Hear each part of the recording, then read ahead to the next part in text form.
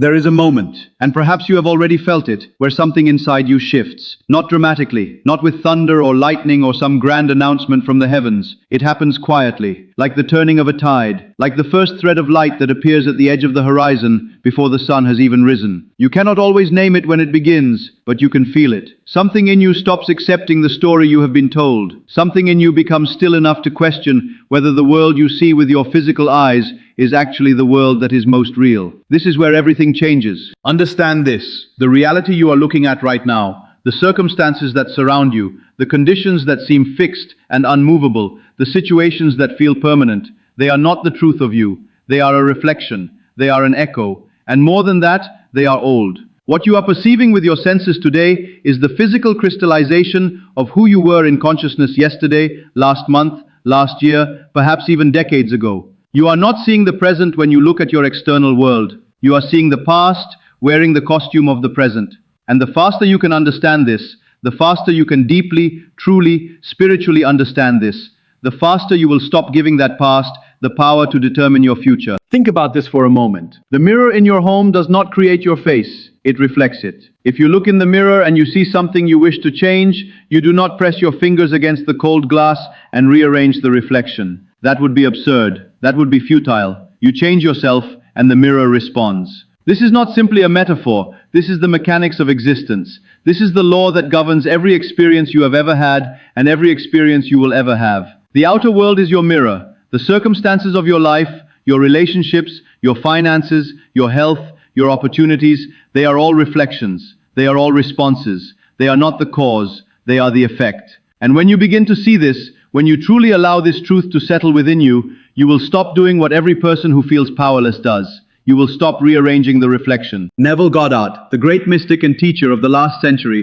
said something that once you truly hear it, you can never unhear it. He said that imagination creates reality. Not influences, not guides, not suggests, creates. He was pointing to the same truth that the ancient wisdom traditions have always pointed to, that consciousness is the substance of all things, that what you hold in your awareness, what you dwell upon, what you feel to be true about yourself and about life, is the very material from which your experience is being woven, every moment, without exception, without compromise, without negotiation. This is why it matters what you do when you look at your current reality and feel disappointed. Most people, without realizing it, do something that perpetuates the very conditions they wish to change. They observe what is, they react to it, they talk about it, they analyze it, they measure their hopes against it. They let what currently exists become the reference point for what they believe is possible. And in doing so, they pour fresh energy into old conditions. They give the past the power to author the future. They stand in front of the mirror, pressing their hands against the reflection, wondering why nothing changes. Let that sink into your spirit. The moment you accept the condition as real, as final, as defining, as the truth of your situation, you become a creative force working against yourself.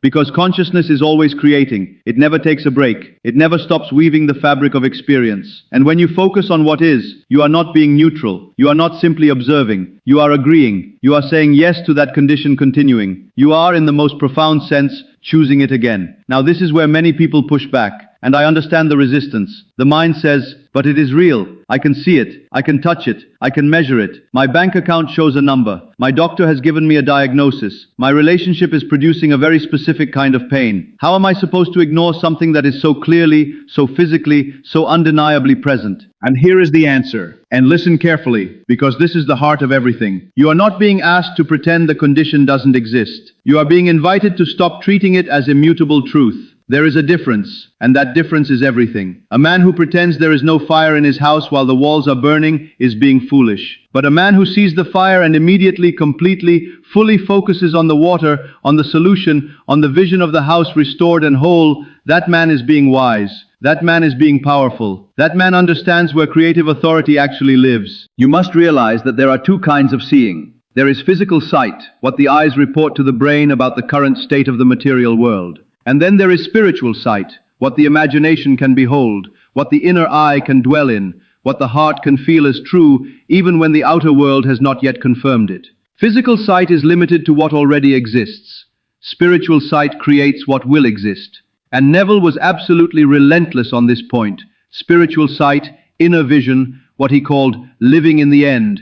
This is the creative power. This is where God dwells. This is where you are most truly yourself. Consider this. In the book of Genesis, the opening words are not about the earth as it was already formed. They are about the movement of spirit over the face of the deep before the visible world took shape. Before anything could be seen or touched or measured, there was awareness. There was consciousness hovering over possibility. This is not just poetic language. This is a description of how creation actually works at every level, including the level of your personal life. The invisible always precedes the visible. The consciousness always precedes the circumstance. The assumption always precedes the experience. And feel this deeply. If consciousness precedes circumstance, then the most urgent, the most important, the most transformational work you can ever do is not external. It is not about trying harder in the world of effects. It is about shifting in the world of cause. It is about changing what is real to you on the inside. Because the outside will always follow. This is the spiritual principle behind what the great teachers have called faith. Not faith as wishful thinking, not faith as crossing your fingers and hoping something good might happen. Faith in the biblical sense is not about the future at all. It is about the present tense of the invisible. The book of Hebrews says that faith is the substance of things hoped for, the evidence of things not seen. Read that again. Substance, evidence. These are not words of uncertainty, these are words of knowing. Faith, true spiritual faith, is the inner experience of a reality that has not yet appeared in physical form. It is treating the invisible as substance. It is treating what has not yet manifested as already real, already present, already true. This is what Neville meant when he spoke of living in the end. Not visualizing occasionally, not hoping things will change, not sending out requests into the universe, and waiting anxiously to see what arrives. Living in the end means that right now, in this moment, in your inner world, in the felt sense of your consciousness, you are already there. You are already the person who has what you desire.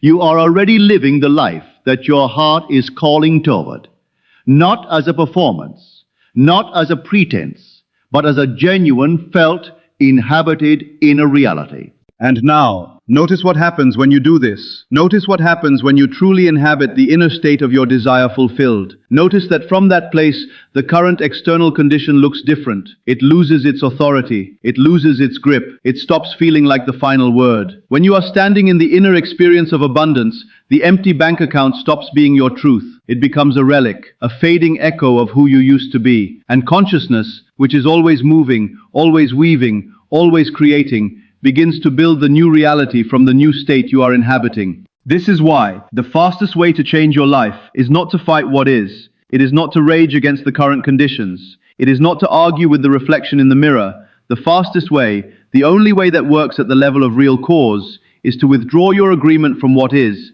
and redirect your living imagination toward what you choose. Ignore the evidence of the senses, not with naivety, not with denial, but with the spiritual authority of someone who knows where the real creative power lives. Allow yourself to see what this means in practical terms.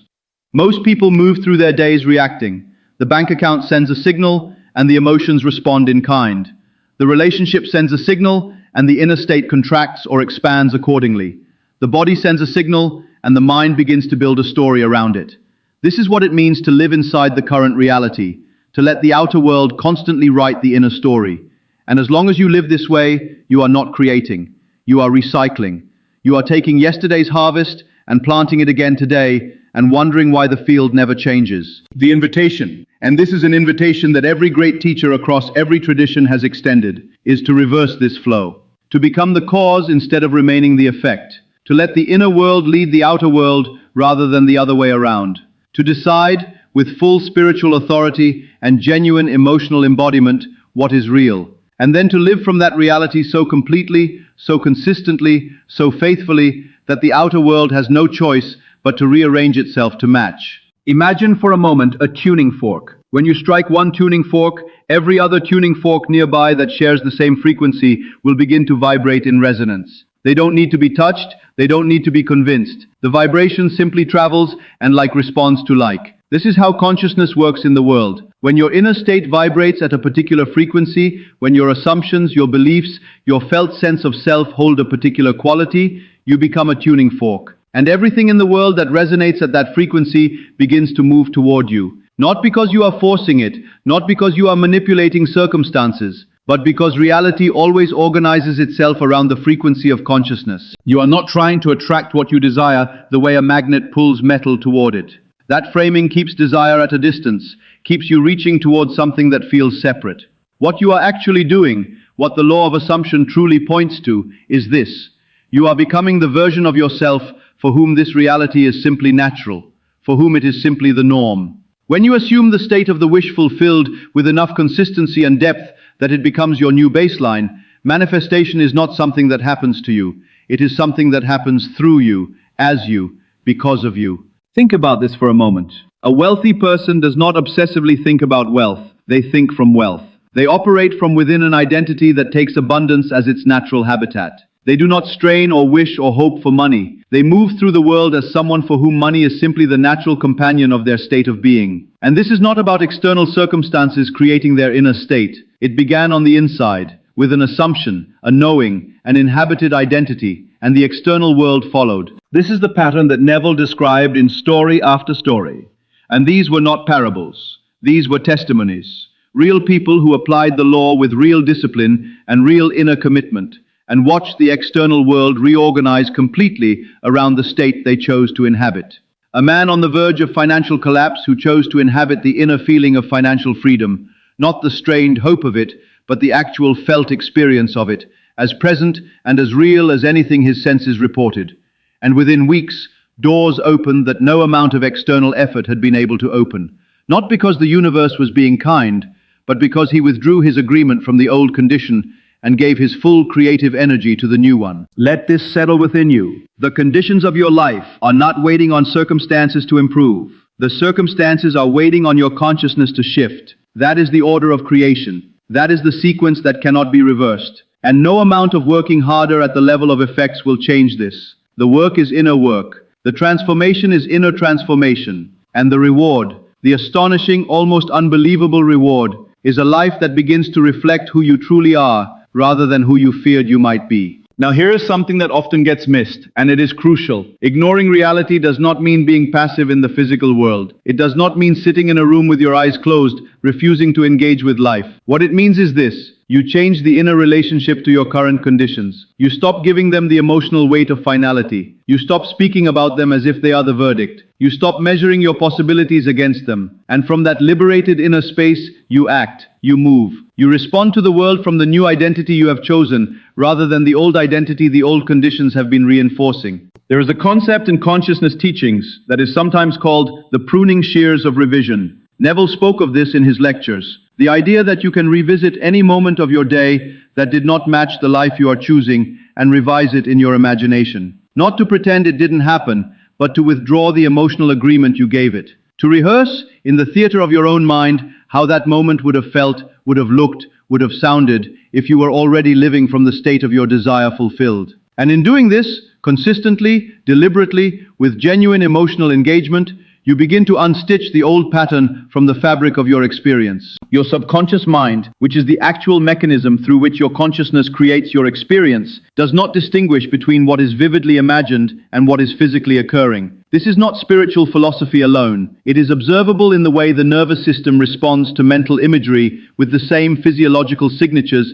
it produces during physical experience. The body does not know the difference. The subconscious does not know the difference. And the subconscious, which runs approximately 95% of your mental and biological processes, is the engine of manifestation. To change what the subconscious accepts as true about you and about your life is to change the very program that is generating your experience. This is what prayer was always meant to be. Not petition, not pleading, not the desperate asking of a being who feels small before a God who feels distant. True prayer is the alignment of inner state with desired reality. True prayer is the kind of inner experience that the Psalms describe, not as reaching for God, but as dwelling in the presence of a God who is closer than breath, more intimate than thought. The kingdom of God, Jesus said, is within you, not at a distance, not requiring entry, within. This is the most radical statement ever made about the nature of divine creative power, that it lives inside the consciousness of every human being, available in every moment as the very substance of imagination and inner experience. Consider the story of the burning bush. Moses encounters the divine not in a palace, not in a temple, not in the sky,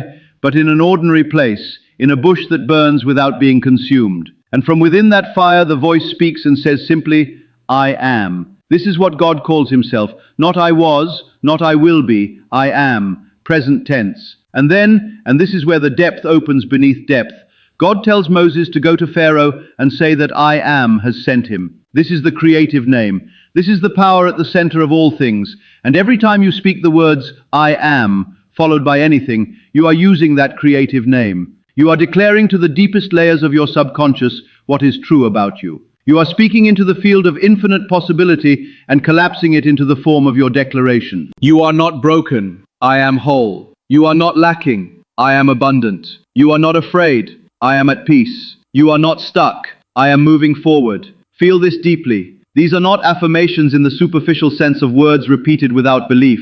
These are identity declarations. These are the statements that, when felt and inhabited and dwelt in, reprogram the creative instrument that is your subconscious mind. When you say I am with genuine feeling, with real inner embodiment, you are not wishing for something. You are announcing what is already true in the dimension of consciousness. And consciousness creates reality. So what is true in consciousness becomes true in form. The truth is that most people never question their I am declarations. They walk through life saying, I am tired, I am broke, I am unlucky, I am not the kind of person who has that kind of success, I am always struggling, I am not smart enough, I am not worthy enough. And each of these statements is received by the subconscious as instruction, as command, as creative direction. The universe does not argue. The creative law does not debate. It simply fulfills. It simply reflects. It simply delivers, with perfect precision, the experience that matches the inner assumption. This is why the ancient wisdom says that as a man thinks in his heart, so is he. Not as a man thinks in his head,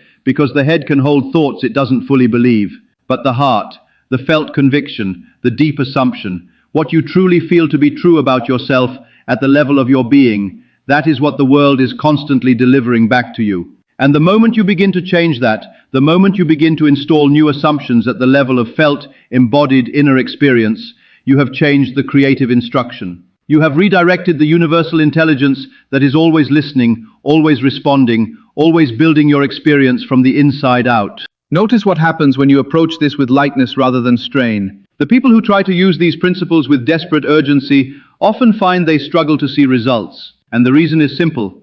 Urgency and desperation are frequencies of lack. They are inner states that, even while reaching for the desired thing, are broadcasting the signal of its absence. You cannot feel desperate about something you already have. You cannot feel urgent about something that is already present. And so, and this is the subtlety that transforms everything, the inner state must not be the state of wanting or hoping or trying. The inner state must be the state of having, of being, of knowing.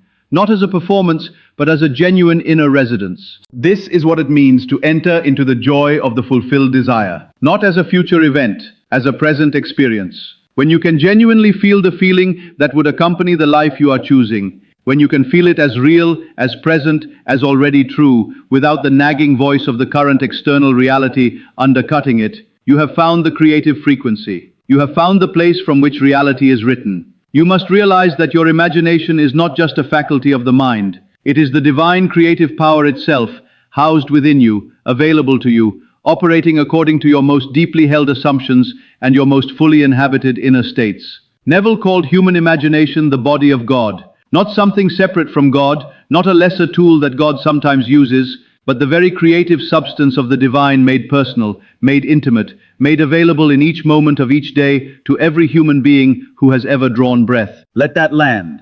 The creative power that spoke the visible universe into existence, that same power, that same intelligence, that same capacity to collapse infinite possibility into specific form, is not somewhere out there, distant and unreachable. It is the imagination you have been using your entire life.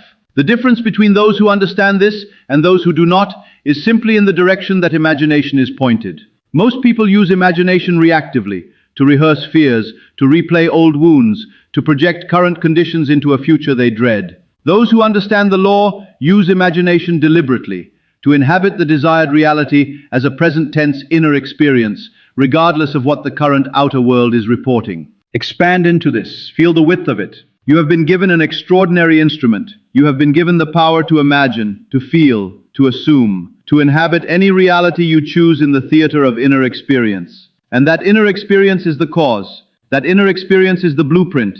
That inner experience is what the world of form is constantly reading and responding to. There is no condition so fixed, no circumstance so entrenched, no pattern so long-standing that it can resist the creative authority of a consciousness that has truly changed. Not at the level of words, not at the level of intention, but at the level of felt, inhabited, emotionally real inner experience. Think about this for a moment. A seed does not struggle to become a tree. There is no effort, no strain, no anxious wondering about whether it is possible.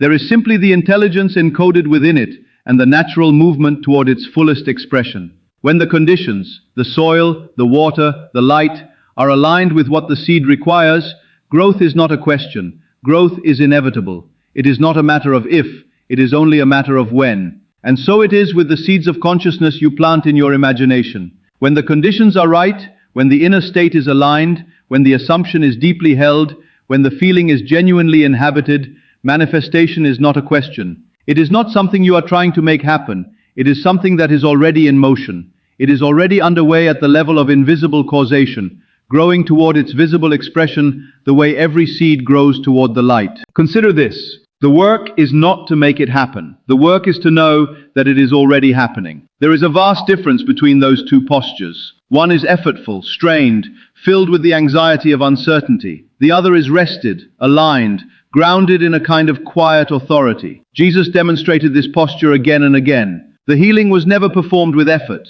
It was spoken from a place of complete knowing. The leper was clean. The blind man could see. The man by the pool of Bethesda was able to rise and walk. Not because Jesus hoped these things might occur, not because he was trying to overcome the resistance of physical reality, but because in the consciousness that operated through him, the condition of wholeness was more real than the condition of illness. The inner authority was complete, the assumption was inhabited, and reality followed. This is available to you, not as metaphor, not as distant inspiration, as lived reality. The same consciousness that performed those healings, the same creative intelligence that reorganized matter in response to inner knowing, that consciousness is what you are made of. That intelligence is what animates you. The only thing that has ever stood between you and the full expression of that power is the degree to which you have accepted the current conditions as final truth. And you are, in this very moment, being invited to withdraw that acceptance, to stop agreeing with the limitation, to stop pressing your hands against the reflection and start turning back toward the source. The faster you ignore the current reality, the faster you withdraw your emotional, creative, imaginative energy from the conditions as they are and redirect it toward the reality as you choose it to be, the faster the outer world reorganizes itself around the new signal your consciousness is broadcasting. This is not a promise, this is a law. Laws do not play favorites. Laws do not respond to how long you have been struggling or how far away the desired reality seems. Laws respond to the input you give them. They work with exactly what you provide, and what you provide is your state of consciousness, your assumptions, your imagination, your felt sense of what is true about you and about life. You are not a passenger. You are not a bystander watching your life happen to you. You are the author. You are the consciousness from which this entire experience is arising. And the pen, the creative instrument, the power of assumption and imagination and felt inner reality has always been in your hand. The only question that has ever mattered is what you are writing. Begin now, not tomorrow, not when the circumstances look different, not when you feel more certain or more prepared or more worthy. Now, in this moment, choose the state you wish to inhabit. Choose the assumption you wish to make true. Choose the version of yourself you are becoming. And then, with every tool available to you, imagination, feeling, inner revision, the faithful repetition of the new I am declaration, inhabit that state as your present reality. Let it be more real to you than what your senses are currently reporting. Let it be the inner world from which you move through the outer world. And then watch, not with anxious watching, not with the checking and measuring that betrays doubt, but with the settled, quiet watching of someone who has planted a seed in good soil and trusts completely in the intelligence of growth. Watch the way the outer world begins, sometimes slowly and sometimes with startling speed, to reorganize around the new signal you are sending. Watch the way doors appear where there were walls. Watch the way people show up who reflect the new assumption. Watch the way opportunities arise that could not have found you in the old state, but find you effortlessly in the new one. This is the miracle that is always available. This is the promised land. Not a physical destination, but a state of consciousness. This is the abundant life, not a series of favorable external conditions, but the inner knowing of an identity that is aligned with the fullness of what you are. This is the peace that passes understanding, the rested certainty of a consciousness that has stopped fighting the reflection and started living as the truth it wishes to see expressed in the world. You are the awareness in which all of this arises. You are the consciousness at the center of this entire experience. You have never been less than this. You have never been without this power, and you have never needed to be anything other than what you already are in the depths of your true self.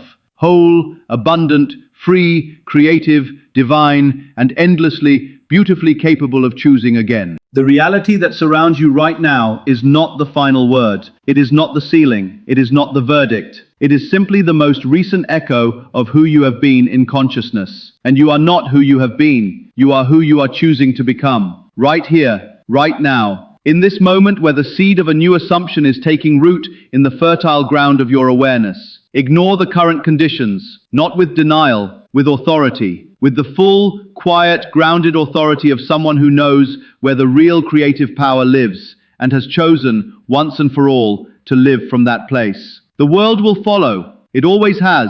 It always will. Because consciousness creates reality, and you are consciousness, and you have just remembered what that means. And this remembering, do not take it lightly. Do not let this understanding drift back into the background noise of daily life, buried under the weight of routine and the pull of old habits and the insistent voice of circumstances demanding your full attention and your complete agreement. This remembering is a sacred act. It is a return. Every spiritual tradition that has ever existed on this earth has been at its deepest root pointing toward this single returning, the return of the individual consciousness to the awareness of its own creative authority, its own divine nature, its own intimate and unbreakable connection to the source from which all things arise. You are not discovering something new, you are remembering something eternal. The ancient Egyptians encoded it in their mysteries. The Vedic seers of India sang it into the Upanishads. The Hebrew prophets spoke it in a language of burning bushes and still small voices, and valleys of dry bones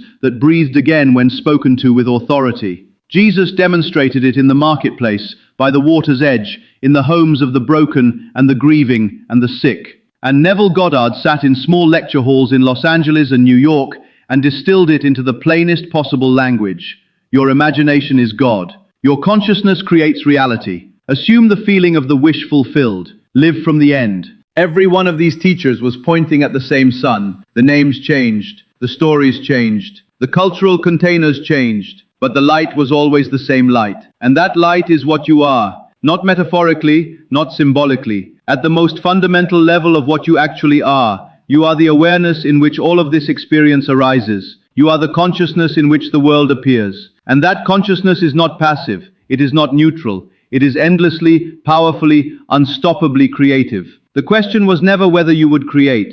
The question was always whether you would create consciously or unconsciously. Whether you would author your experience deliberately or simply react to the echoes of old assumptions and find yourself wondering why the pattern never seems to change. Consider this. When the musician sits down at an instrument they have mastered, they do not think about every note. They do not strain over every chord. The music arises through them naturally, fluently, as an expression of an inner relationship with sound that has become second nature, that has become identity. They are not reaching for the music, they are the music. And you are being invited to develop this same relationship with the creative law, to become so fluent in inhabiting the state of your desire fulfilled that it is no longer effort. It is no longer practice. It becomes your natural way of being. It becomes the default from which you move. And from that place, from the effortless inner certainty of someone who simply knows who they are and what is true, the outer world responds with the same fluency. The manifestations arise, not as dramatic events requiring special conditions, but as the natural harvest of a state of consciousness that has been tended and inhabited and allowed to become real. Let this resonate in the deepest chamber of your being. You are not waiting for God to decide it is time to bless you. You are not waiting for the universe to finish processing your request. You are not on a waiting list. The creative law is operating right now, in this breath, in this moment. It is reading your inner state and building your experience accordingly. It has never stopped. It will never stop. The only variable, the only thing that has ever been in your hands is the inner state from which you are creating. And you can change that. You can change it right now. You can shift from the state of lack to the state of abundance, from the state of fear to the state of peace, from the state of separation to the state of wholeness. Not because the outer world has changed, but because you have changed, and you have chosen to inhabit the truth of who you really are, rather than the story that circumstances have been telling about you. The circumstances do not know who you are. They only reflect what you have believed about yourself. And the moment you stop believing in the old story, the moment you withdraw your creative agreement from the conditions that no longer serve the life you are called to live, those conditions begin to lose their substance. They begin to dissolve. Not always dramatically, sometimes very quietly, very gradually, like morning fog burning off in the warmth of a sun that was always there, simply waiting for you to stop looking at the fog and start feeling the warmth. This is grace. This is the grace that the mystics have always spoken of, not a divine favoritism, not a reward for good behavior, but the natural movement of reality toward the consciousness that is aligned with truth. When you are fully inhabiting your true nature, when you are living from the assumption of wholeness, abundance, love, freedom, you are aligned with what is eternally true at the level of source. And reality, which is always in motion, always in service of consciousness, naturally moves toward you. Grace is not something given to you from outside. It is something you step into when you step out of the illusion of limitation. It is the natural state of a consciousness that has remembered what it is. You have always been this. You have never not been this. And now that you remember, the only movement required is inward. The only journey worth taking is the one that leads you back to the center of your own being, where the creative fire burns without consuming, where the I am declares itself in the eternal present, where imagination stands ready to clothe in form whatever you give it to work with. Give it the truth, give it the vision, give it the felt, inhabited, emotionally real experience of the life that is calling you forward. And then go. Go into your day carrying the inner world you have chosen. Go into your circumstances knowing they are temporary and you are the permanent creative force behind them. Go into your relationships seeing through the eyes of the new assumption, seeing the best, the highest, the fullest expression of what is possible. Go into every moment as the person you are becoming, not the person the past has tried to convince you to remain. Go with the quiet authority of someone who knows the law, trusts the law, and has decided, finally and completely, to work with the law rather than against it. The reality around you is always in motion. It is never as fixed as it appears. It only appears fixed when you are standing still in your consciousness, when you are anchored in the old assumption, when you are pressing your hands against the reflection. But withdraw that pressure, lift your gaze, turn back to the inner world, and everything is in motion. Everything is available. Everything is possible. The faster you ignore the current reality, the faster it changes. And now you understand why. Because ignoring it, truly, spiritually, creatively ignoring it, means you have stopped feeding it your consciousness. You have stopped giving it the only thing it needs to persist. And you have redirected that consciousness, that living creative energy, toward the reality you are choosing. And consciousness, which is the only true substance, the only real cause, the only genuine creative force in the universe, consciousness always creates in the direction of its most deeply inhabited assumption. You are that consciousness. That assumption is yours to choose. And the life that reflects your truest, highest, most aligned self is not waiting in some distant future. It is waiting in the next inner breath you take from a state of knowing, from a state of being, from a state of I am. Choose it now. Inhabit it now. And watch the world reveal itself as the miracle it has always been, patiently waiting for you to remember that you are the one who decides what is real.